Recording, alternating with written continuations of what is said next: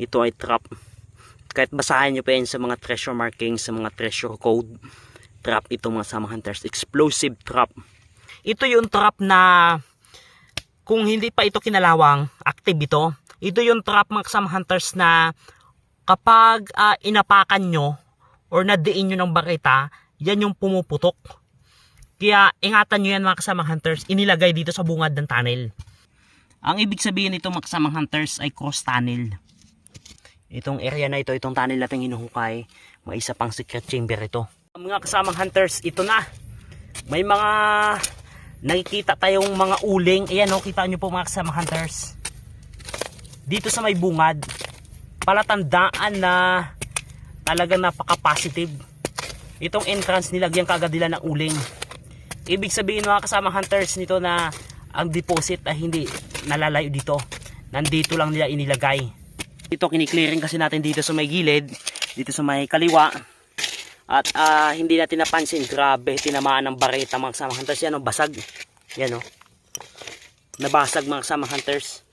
Dahil sa kala natin ay walang markings. Nadurog mga kasama hunters dito. Transparent na bote yan o. Kasi kapag dito sa may bungad talaga mga kasama hunters, iniingatan talaga natin kaso nga lang. May mga time talaga na hindi talaga kaya. Then dito yan may mga bote and bakal. Ayan mga kasama hunters oh. Napakaganda sana na markings. Tinamaan lang natin. Mayroong ano sa base. Baka kung may mga mapa kasi mga kasama hunters dito na nakalagay sa mga bote, tinamaan. Yan ang wino-worry natin. Ayan oh, durog na mga kasamang hunters. Sayang. Ayan, may markings oh.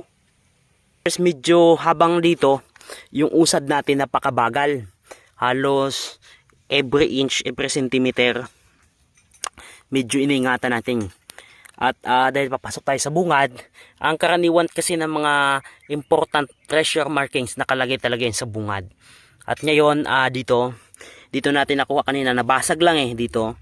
At ngayon, itong mga may bato na naman na halos kasing laki ng siguro mga 5 kilo ito. Then sa ilalim niya, yun o, kita nyo po, inipit ng bato. Kaya ang ginagamit natin dito mga kasama hunters, yung bamboo stick lang. At ingatan natin dahil napaka-important na mga treasure markings dito sa bungad. Ayan, kukunin natin mga kasama hunters.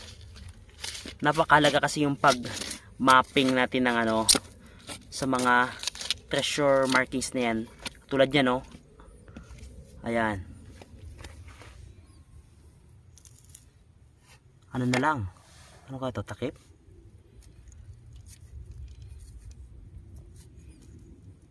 Ayan mga kasama hunters, parang dulo ng bote na lang yata ito Takip.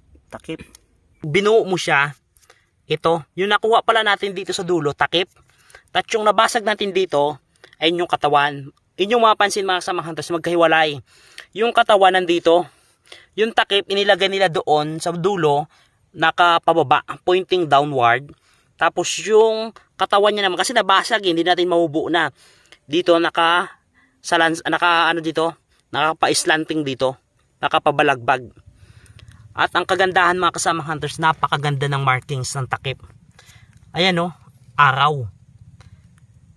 Ibig sabihin mga kasama hunters, bukod sa ito ay parang bulaklak siya oh. Araw na parang bulaklak. Yan kung inyo makikita mga kasama hunters oh. Araw na parang bulaklak. Ibig sabihin ito ay explosive. Which is tama naman na may mga nakuha tayo dito ng mga explosive trap. Talagang napaka-dangerous ng bungad na ito mga kasama hunters. Kahit basahin nyo pa yan sa mga treasure markings, sa mga treasure code, trap ito mga kasama hunters. Explosive trap. Yan na yung araw na yan. Yan, yung sumisinag na yan. Explosive trap ito mga kasama hunters. Dito sa bungad nakalagay. Nakuha natin dito yung takip ng bote na mayroong araw. Ibig sabihin explosive trap. Ngayon, katabi niya mga kasama hunters, nilinis natin kasi may napansin tayong kalawang. Nilinis natin. Ito may isang explosive trap. Ayan o, trap yan mga kasama hunters. Ito yung trap na kung hindi pa ito kinalawang, active ito. Ito yung trap mga kasama hunters na kapag inapakan nyo or nadiin nyo ng barita, yan yung pumuputok. Kaya ingatan nyo yan mga kasama hunters, inilagay dito sa bungad ng tunnel. Kapag naapakan yan, sigurado sumasabog yan. Dito, katabi ng, dito nilagay dito yung markings na araw, tama, explosive trap. Ayan na yun. Ito na ang tinutukoy niya. Hindi natin alam kung ilang piraso pa yan nandyan sa papagpasok natin dito sa loob na ito.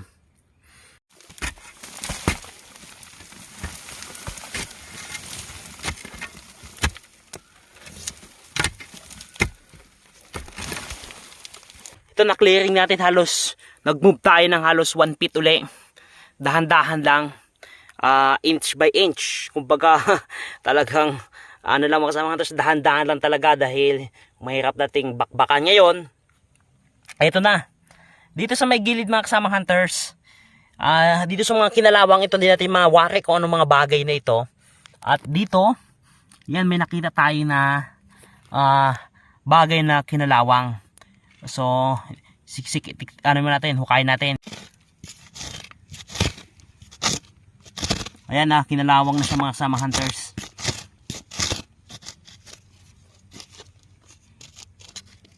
Ayun, dali. Ay, flies mga kasama hunters. Ayan o. Nakapoint papunta dun sa dulo. Flies. Yan, kinalawang ng mga kasama hunters katagalan ng panahon. Ang ibig sabihin nito mga kasamang hunters ay cross tunnel. Cross tunnel ang meaning yan. Dahil mga kasamang hunters, sa mga previous treasure operation namin, nakakuha na kami ng ganyan. Ang tunnel ay naging nag-cross. Yan ang meaning yan ay cross tunnel. Sabihin, itong area na ito, itong tunnel natin hinuhukay, may isa pang secret chamber ito. First ay ilalagay natin sa museum natin na gagawin sa sunod, heritage library, at hindi na natin yan yung gagalawin, ganyan na talaga yan, kalawangin na talaga, hindi natin linisin at ilalagay natin sa ating collection yan. Napakaganda, nakuha natin doon